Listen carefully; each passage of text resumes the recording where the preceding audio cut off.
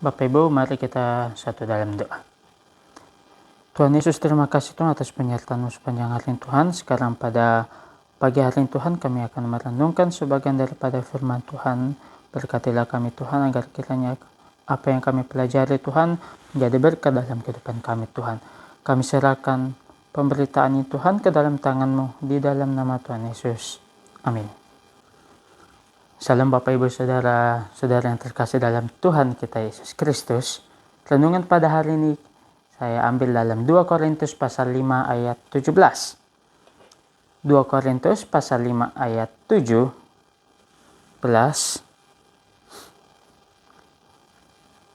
Firman Tuhan berbunyi demikian. Sebab hidup kami ini adalah hidup berdasarkan iman, bukan berdasarkan apa yang kelihatan. Bapak Ibu Saudara-saudara yang terkasih, seringkali kita merasa cemas akan masa depan kita. Yang sudah SMA, kelas 3 mungkin akan memikirkan kita kuliah di mana. Kemudian yang pengangguran, datang mau kerja di mana. Mencari lapangan pekerjaan namun sulit untuk dicari. Nah Bapak Ibu, Saudara-saudara yang terkasih dalam Tuhan, pada hari ini kita akan membahas a new POV. Bapak Ibu Saudara yang merasa Gen Z mungkin tahu POV itu bahasa Indonesianya apa. Nah, pada hari ini kita akan membahas tentang masa depan dalam pandangan Kristus. Siapa di sini yang mau masa depannya cerah? Pasti kita semuanya mau. Tetapi kalau saya bertanya, siapa di sini mau masa depannya suram? Pasti tidak ada yang mau. Ya. Nah, pada hari ini kita akan membahas a new POV atau sudut pandang yang baru tentang masa depan kita dalam Kristus.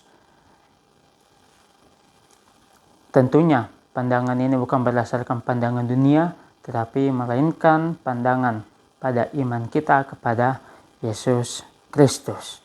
Nah, pada hari ini kita akan membahas POV, bagaimana kita memiliki pandangan yang baru. Dengan demikian saya membahas ada 3 poin yang saya singkat nantinya ada. Yang pertama yaitu P, yaitu promise of God atau janji-janji Allah. Nah, dalam Alkitab itu banyak sekali janji-janji Allah yang Tuhan sudah siapkan bagi kita. Kita harus menyadari bahwa cara Tuhan bekerja berbeda dengan cara manusia bekerja. Kita harus memahami bahwa Tuhan bekerja, pasti Ia akan bekerja. Ketika Ia berjanji, ketika Ia memiliki janji dalam Alkitab, pasti Tuhan akan menggenapi. Tuhan akan bekerja melalui caranya, bukan dengan cara manusia. Nah, salah satu janji yang paling terkenal dalam Alkitab yaitu dalam Yesaya 55 ayat 8 sampai 9. Yesaya pasal 55 ayat 8 sampai 9. Sebab rancanganku bukanlah rancanganmu, dan jalanmu bukanlah jalanku. Demikianlah firman Tuhan. Seperti tingginya langit dari bumi, demikianlah tingginya jalanku dari jalanmu, dan rancanganku dari rancanganmu. Ayat 10. Sebab seperti hujan dan salju turun dari langit dan tidak kembali ke situ, tetapi mengairi bumi, membuat subur dan menumbuhkan tanaman, memberi benih kepada penabur dan makanan kepada orang yang mau makan. Nah, Bapak Ibu Saudara-saudara yang terkasih dalam Tuhan, dalam pembacaan kita dalam ayat 10 ada kata yang menarik, yaitu hujan dan salju tidak turun dari langit dan tidak kembali ke situ. Bapak Ibu, dalam pembacaan ini ada kepastian firman seperti hujan dan salju yang tidak akan turun kembali tanpa mengairi bumi. Demikianlah janji Tuhan akan selalu memberikan hasil dan tidak akan kembali dengan sia-sia. Nah, masa depan kita itu aman bukan karena kita tahu sedetail apa kejadian besoknya, tetapi karena kita tahu siapa yang memegang hari esok. Kemudian poin yang kedua yaitu opportunity in obstacles. yaitu kesempatan dalam hambatan. Bapak Ibu, kalau kita membaca dalam 1 Korintus maupun 2 Korintus, jemaat di Korintus menghadapi penganiayaan yang sangat hebat. Tetapi sebagian besar daripada mereka tetap bertahan dengan imannya, sehingga mereka memiliki sudut pandang Kristus. Artinya kita mampu melihat kesempatan di tengah hambatan. Walaupun kita dalam hal penderitaan, kita bisa melihat bahwa itu adalah kesempatan kita untuk beriman kepada Yesus Kristus. Yang menjadi penekanan pada poin kedua ini ialah hambatan adalah alat pemurnian bagi kita. Seringkali ketika kita menghadapi sebuah hambatan, ketika kita menghadapi sebuah masalah, pasti kita berusaha untuk menghindari, kita berusaha mencari solusi yang sangat terbaik bagi kita. Tetapi perlu kita ketahui bahwa hambatan itu adalah bagian daripada rencana Tuhan. Itu ada alat pemurnian daripada Tuhan untuk kita. Tuhan sanggup menggunakan situasi sulit untuk membentuk kita. Bahkan bagi kita itu sangat sulit. Tetapi ingat, Tuhan ada bagi kita. Nah, dengan demikian, Injil itu menebus masa lalu kita, menopang masa kini kita, dan menjamin masa depan kita. Artinya Injil sudah mencakup baik masa lalu kita, masa sekarang maupun masa yang akan datang. Kemudian poin yang ketiga, yaitu vision for the future, yaitu visi untuk masa depan.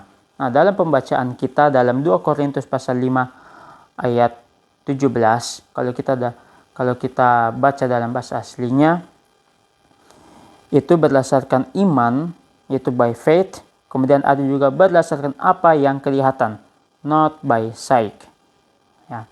Nah, jadi kalau kita perhatikan iman atau dalam bahasa Yunani yaitu pistis, yaitu keyakinan yang teguh pada realitas ilahi. Artinya kita tidak hanya berpegang teguh, tetapi kita berpegang 100%, tidak 50-50. Tidak 50-50, melainkan kita berpegang teguh 100% kepada apa yang Allah janjikan kepada kita. Nah, masalahnya kita sering kali tampak begitu besar dalam penglihatan kita, tetapi janji Tuhan itu jauh lebih besar, yaitu iman kita. Jangan biarkan apa yang kita lihat membatasi apa yang kita percayai tentang kuasa Tuhan. Seringkali apa yang kita lihat itu menjadi hambatan apa yang kita imani.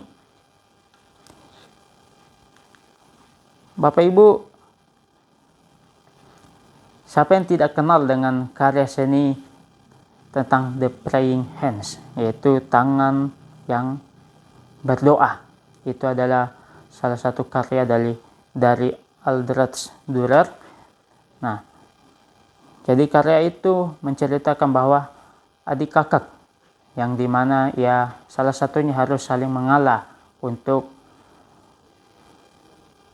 melanjutkan studinya di program kesenian. Nah, apa yang kita bisa dapatkan dari karya seni ini? Di balik cerita hidup itu, kita dapat mempelajari bahwa hidup kita harus menjadi simbol doa dan penyerahan diri kita. Dalam kehidupan kita harus berserah 100% kepada Tuhan, termasuk masa depan kita.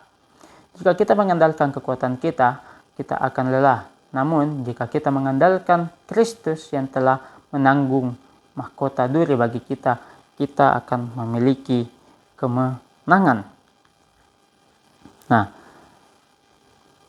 masa depan kita itu aman bukan karena kita tahu apa yang akan terjadi masa depan kita, tetapi karena kita tahu siapa yang memegang hari esok. Mari kita tinggalkan sudut pandang lama kita yang penuh dengan ketakutan, yang penuh dengan kekhawatiran akan masa depan kita. Tetapi hiduplah dengan a new POV. P yang pertama, promise of God, yaitu janji-janji Allah yang sudah ada dalam Alkitab yang hingga pada saat ini kita pegang. Kemudian, opportunity in obstacles, yaitu kesempatan dalam hambatan. Sebuah kesulitan, hambatan itu memiliki tujuan untuk memurnikan kita. Kemudian yang terakhir, yang terakhir yaitu vision for the future, yaitu visi untuk masa depan kita. Dengan demikian, kita memiliki masa depan yang sangat cerah bersama Tuhan kita, Yesus Kristus. Demikianlah penyampaian firman Tuhan pada pagi hari ini. Tuhan Yesus memberkati. Mari kita berdoa. Bapa baik Tuhan, terima kasih Tuhan atas penyertaan sepanjang hari Tuhan. Sekarang kami telah mendengarkan sebagian daripada firman-Mu Tuhan. Ajarlah kami Tuhan agar kiranya kami memiliki sudut pandang yang baru Tuhan akan masa depan kami Tuhan. Kami serahkan ibadah kami Tuhan ke dalam tangan-Mu di dalam nama Tuhan Yesus. Amin.